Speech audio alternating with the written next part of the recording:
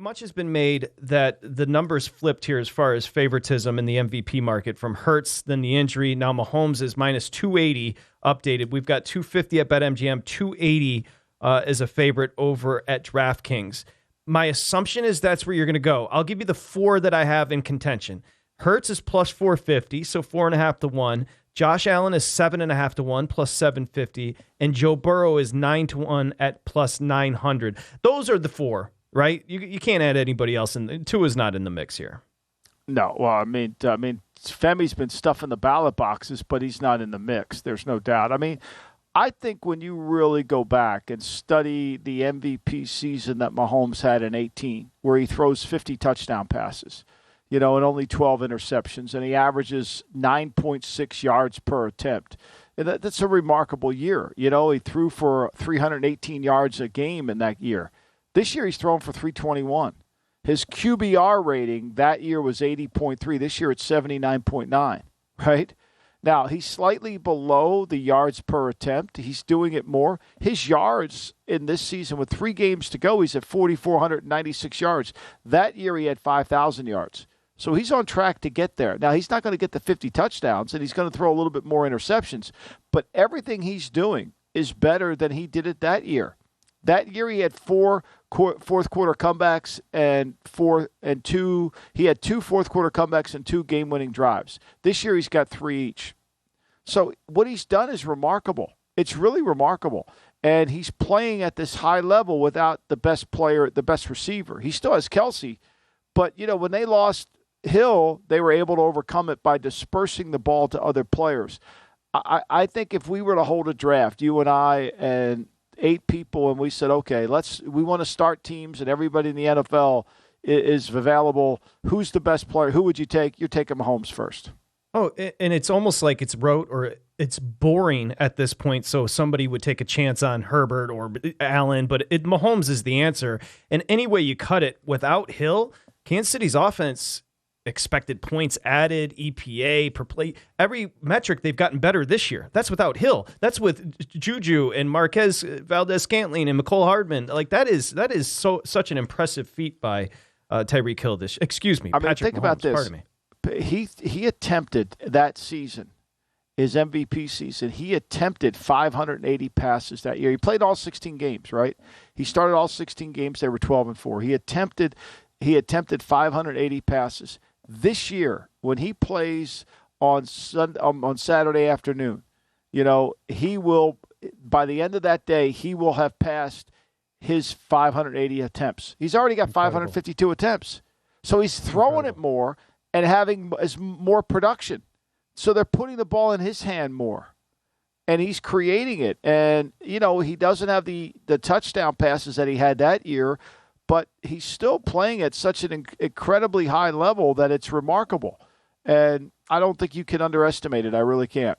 By the way, did you know, just kind of a cool thing to look forward to tomorrow, did you know that Mahomes completed his final 20 passes against the Texans? So he's 6 behind the record. 4 different quarterbacks have completed 25 consecutive passes. Mahomes, if he completes his first 6 tomorrow, will hold the record there. He's phenomenal. And he only had 5 incompletions in the game. He only had 5 fact that game was incompletions close. in the game. Where's It's the remarkable. investigation? Where's the investigation? I mean, he was at 87% completions. I mean, this guy doesn't ever throw. I mean, he never throws without in the high 60s. I mean, he has some games where he's at 58% completions, but for the most part, he's throwing and making plays. I mean, unlike Zach Wilson, who can't complete just a standard hitch out in the flat. Second up would be Hurts and his maturation and his step this year. I mean, he is the 3rd lowest turnover-worthy play rate quarterback in the league. Like, he has 35 total touchdowns. It really has been miraculous. And I think you look to Hurts's personality and just his temperament first, and that's what you point to. Like, he's going to get better because he's starting from such a stable place.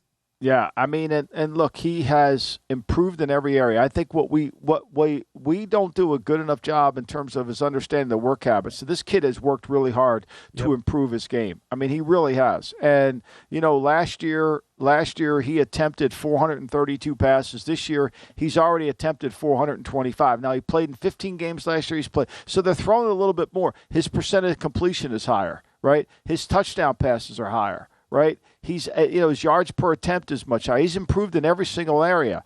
And the fact is he can run the ball. I mean, he is their running game. I mean, that's what they do with him. He is their offense. He runs the football so effectively that he's got 156 carries on the year, Patrick. He's got 13 touchdowns rushing.